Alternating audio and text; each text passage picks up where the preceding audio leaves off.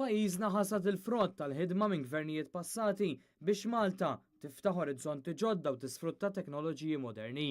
Issa iżda wasal iż-żmien li tqassim tal-ġid jibda jasal għand il-poplu.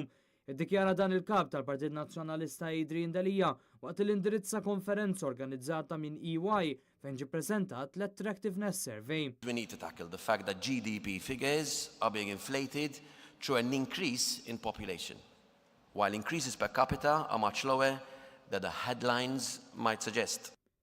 Adrian Delija nota kif pajjiżna bħalissa jibni fuq politika ekonomika bbażata fuq tkabbir tal-popolazzjoni u mhux setturi ġodda, bil-konsegwenza li ċertu oqsma qed jaqgħu lura. As we're seeing now, when we have large increases in our population through immigration, with no plan, at least no public, discussed and agreed plan for the medium to long term. It-tkabbir sostanzjali tal-popolazzjoni qed iħalli effett fuq il-kwalità tal-ħajja tal-poplu Malti Wawċi bi problemi ta' traffiku u kirjiet għolja u fil-waqt li rrefera sfruttament tal-ħaddiema barranin li jitħallsu pagi baxxi, il-nota kif pajjiżna jiffoka iż-żejjed fuq is-settur pubbliku flok dak privat bżieda drastika fil-ħaddiema tal-gvern. We should want growth that is sustainable and not fueled by practices that are not sustainable. F'diskors li ntlaqa tajjeb ferm minn dawk preżenti, Adrian Delija appella l-investiment fl-edukazzjoni u t-taħriġ tal-ħaddiema, proġetti għall-enerġija rinnovabbli u fuq kollox impenn biex intejbu r-reputazzjoni ta' pajjiżna. We are duty bound to improve our reputation, to protect it.